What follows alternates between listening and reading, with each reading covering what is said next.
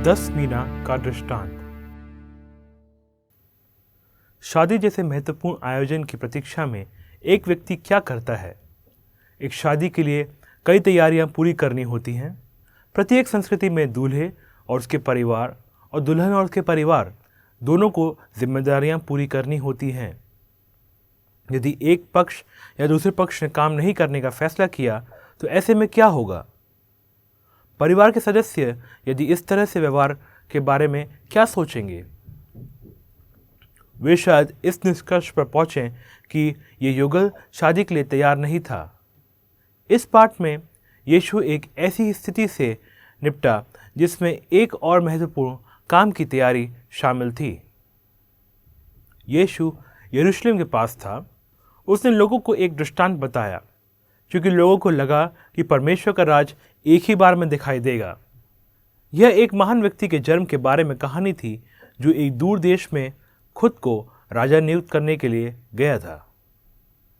उसने उसके बाद लौटने की योजना बनाई, इसलिए उसने अपने 10 सेवकों को बुलाया और एक एक को मीना दिए। यह पैसा काम करने के लिए उपयोग करो, जब तक वह वापस नहीं आता, ऐसा उनके मालिक ने कहा।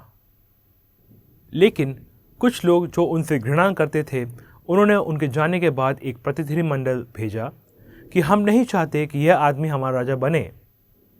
हालांकि उन्हें फिर भी राजा बनाया गया और वे घर लौटे। फिर उन्होंने उन सेवकों को बुलाया जिन्हें उन्होंने पैसे दिए थे, ताकि ये पता लगाया जा सके कि उन्होंने उन पैसों के साथ क्या किया है। यह दृष्टांत दिया गया था कि कुछ लोगों ने यरूशलेम में यीशु के विजयी प्रवेश के समय विचार को ठीक से नहीं समझा था। उनमें से कुछ की उम्मीद यह थी कि मसीहा तुरंत अपना राज स्थापित करेगा। यीशु चाहते थे कि शिष्य और भीड़ ये समझें कि उनके जाने और उनके लौटने के बीच कुछ समय होगा। कहानी में राजा का विरोध करने वाले लोग उन यहूदियों का प्रतिनिधित्व करते हैं जिन्होंने यीशु और उसके मसीहा होने के दावे का विरोध किया था। दृष्टांत में एक दूसरा संदेश भी था। जाने से पहले भविष्य के राजा ने सेवकों को जिम्मेदारियां दी, जिन्होंने उसकी वापसी की प्रतीक्षा की। जब वह लौटा तो वह यह निर्धारित करके कि सेवकों ने उसके साथ क्या किया था। दृष्टांत में यह सांसारिक धन के रूप में था। मीना एक यूनानी सिक्का था और यदि प्रति एक नौकर को उनमें से एक मिला था, जो लगभग 3 महीने के वेतन के बराबर होता है। यह उपहार उन क्षमताओं का प्रतिनिधित्व करता है जो परमेश्वर ने प्रत्येक शिष्य को दी है। यह सभी लोगों को मिले सुसमाचार संदेश का भी प्रतिनिधित्व कर सकता है।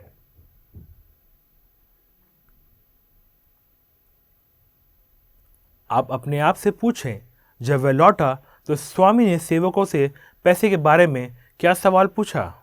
उस दृष्टांत में हम देखते हैं कि स्वामी ने 10 सेवकों को बुलाया और उनसे पूछा कि उन्हें सौंपे गए धन के साथ उन्होंने क्या किया। पहले ने आकर कहा, स्वामी, आपकी मीना ने 10 और कमाए हैं। बहुत अच्छा किया मेरे अच्छे सेवक, उनके स्वामी ने उत्तर दिया। क्योंकि तुम छोटे मामलों में भरोसेमंद रहे हो, इसलिए तुम्हें 10 शहरों का प्रभार दिया जाता है। एक दूसरा नौकर आया और वो बोला, स्वामी, आपके मीना ने 5 और कमाए हैं। तुमने भी बहुत अच्छा किया मेरे अच्छे सेवक, उसके स्वामी ने उत्तर दिया। तुम्हें 5 शहरों का प्रभार देता हूँ। हम देखते हैं कि पहले 2 सेवकों ने साबित करके दिखाया कि भले ही उन्हें अलग अलग क्षमताएं हों, लेकिन दोनों ने वफादारी से जिम्मेदारी से उसका प्रयोग किया। उनके पुरस्कार उनके पिछले प्रदर्शन के आधार पर अत्यधिक अधिकार और धनराशि थे। उन्हें शासन करने के लिए शहर मिले, क्योंकि उनके स्वामी अब एक राजा थे। उन्होंने अपने नए राजा के साथ साझा किया जो उन्हें खुद प्राप्त हुआ था। तभी एक और नौकर आया और बोला, स्वामी, यह रहा आपका मीना। मैंने इसे कपड़े के एक टुकड़े में रख दिया था। मैं आपसे डरता था, क्योंकि आप एक कठोर आदमी हो। अब वहां से धन निकालते हैं जहां आपने नहीं डाला है, और जहां आपने नहीं बोया है अब वहां से काट लेते हैं। उसके स्वामी ने जवाब दिया, मैं तुम्हें तुम्हारे शब्दों के अनुसार न्याय दूंगा। तुम एक दुष्ट सेवक हो। तुम्हें पता था कि मैं एक सख्त आदमी हूँ, जहाँ मैंने नहीं डाला है वहाँ से मैं निकालता हूँ, और जहाँ मैंने नहीं बोया है वहाँ से मैं काटता हूँ। फिर तुमने मेरा पैसा जमा क्यों नहीं करवाया, ताकि जब मैं वापस आऊँ तो मैं इसका ब्याज पा सकूँ। अंतिम सेवक के कार्यों ने उसके दृष्टिकोण को प्रकट किया। स्वामी नौकर के कथन से सहमत नहीं थे। उन्होंने इसे केवल एक सवाल के रूप में दोहराया। यदि यह नौकर की राय यही थी तो उसे उसी के अनुसार काम करना चाहिए था। वह शब्द बहुत ही महत्वपूर्ण होंगे जो उसका न्याय करेंगे। वह अपने मालिक से डर गया, बजाय उस मौके को देखे जो उसे दिया गया था। स्वामी का मानना था कि उस दुष्ट सेवक को उसके साथ विश्वास योग्य होना चाहिए था। कम से कम वह अगर वो पैसा जमा कर देता तो उसे कुछ ब्याज मिल सकता था और कुछ लाभ दिख सकता था। फिर स्वामी ने वहाँ खड़े लोगों से कहा कि उसका मीना ले लो और दूसरे को दे दो जिसके पास 10 मीना हैं। उन लोगों ने कहा, स्वामी, उसके पास तो पहले से ही 10 हैं। स्वामी ने जवाब दिया, मैं तुम्हें बताता हूँ कि जिसके पास है उन्हें और अधिक दिया जाएगा, लेकिन जिसके पास कुछ भी नहीं, उसमें से उनके पास जो कुछ भी है वो भी छीन लिया जाएगा। लूका 19:16। दुष्ट सेवक पर दिया गया फैसला उसके उपहार का नुकसान था, जो उसके साथ सबसे अधिक वफादार पाया गया, जिसे देखें लोग हैरान रह गए। यीशु ने इन शब्दों का उपयोग यह कहने के लिए किया कि जो लोग ईमानदारी से अपने लिए और दूसरों के लिए आध्यात्मिक लाभ चाहते हैं, उनको वे और भी अधिक प्राप्त करेंगे। जो लोग ईश्वर द्वारा उन्हें दिए गए उपहार को बर्बाद करते हैं, उनके पास जो कुछ भी है वे उसे भी खो देंगे। लापरवाह नौकर को नुकसान उठाना पड़ा। सबसे गंभीर निर्णय उन लोगों पर था जिन्होंने राजा का विद्रोह किया और सक्रिय रूप से विरोध किया। वे मारे गए। जो लोग मसीहा के रूप में यीशु को स्वीकार करने से इनकार करते थे, वे ईश्वर से अलग होकर अनंत नुकसान झेलेंगे। मत्ती रचित सुसमाचार में यीशु अपने शिष्यों को अपने आने वाले समय की देरी और उसकी इच्छा को पूरी करने के बारे में एक समान सबक सिखाते हैं। मीना के बजाय स्वामी 3 सेवकों को सोने के थैले सौंपते हैं। एक को 5 थैले मिलते हैं, एक को 2 थैले मिलते हैं और एक को 1 थैला मिलता है। एक थैले की कीमत एक आदमी की 20 साल की कमाई के बराबर थी, इसलिए दी गई राशि बहुत अधिक थी। दिए गए सोने की मात्रा नौकर की क्षमता के अनुसार थी। जब स्वामी लौटा तो उसका परिणाम भी लूका में लिखी कहानी जैसा ही था। अपने सोने को दुगना करने वाले ने प्रशंसा पाई। अच्छा किया मेरे वफादार सेवक, तुम कुछ चीज़ों के साथ वफादार रहे हो, मैं तुम्हें बहुत सी चीज़ों का उत्तरदायी बनाऊंगा। आओ और अपने स्वामी की खुशियों में साझा करो। और भयभीत दुष्ट सेवक को अंधेरे में फेंक दिया गया। मत्ती 25:14। तो एक ही कहानी के 2 आख्यानों में मुख्य अंतर क्या है? मीने का उपयोग करने वाली कहानी में सभी को समान राशि दी जा रही थी, लेकिन नौकर पैसे का उपयोग करने में समान रूप से मेहनती नहीं थे, इसलिए उन्हें समान रूप से पुरस्कृत नहीं किया गया और एक को शाश्वत दंड मिला। सोने की थैलियों या सोने की प्रतिभा का उपयोग करने वाली कहानी में असमान मात्रा सेवकों को दी जा रही थी, लेकिन फिर भी जो 2 सेवक समान रूप से मेहनती थे, उन्हें समान रूप से पुरस्कृत किया गया। जो भयभीत और दुष्ट था, उसे शाश्वत दंड मिला।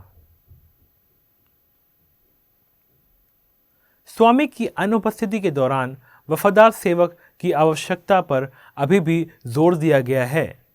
किसी व्यक्ति को कोई उपहार मिले या कुछ, वह यीशु के लिए काम करने में विश्वास योग्य होने की आवश्यकता है जब तक वह वापस नहीं आता।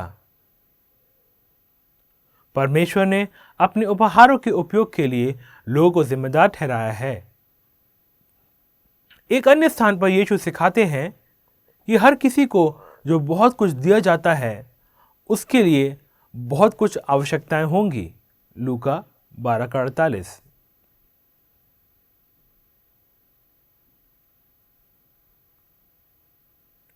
यह कहानी महत्वपूर्ण है क्योंकि इसमें उन लोगों के लिए वफादारी की आवश्यकता के बारे में एक शिक्षा दी है जिन्होंने यीशु से उम्मीद की थी कि वह तुरंत पृथ्वी पर एक राज्य स्थापित करेंगे।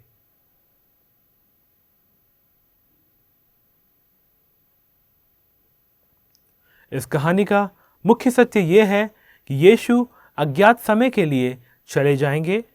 जब वे राजा के रूप में वापस आएंगे तो वह अपने वफादार सेवकों को इनाम देंगे।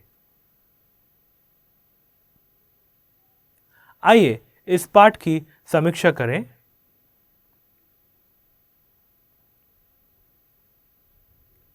उस दृष्टांत में जिन्होंने राजा का शासन होने से इनकार कर दिया था वे कौन थे?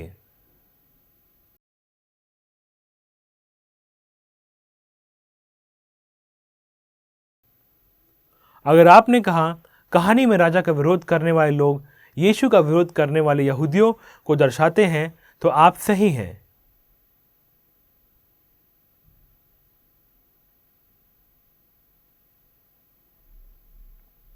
राजा ने उन दो सेवकों को क्या कहा जो वफादार थे और बुद्धिमानी से राजा के पैसे का इस्तेमाल कर रहे थे?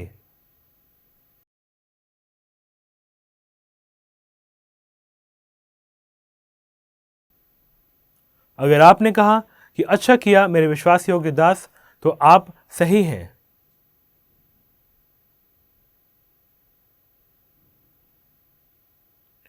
दुष्ट सेवक ने अपने व्यवहार को सही ठहराने के लिए राजा से क्या कहा?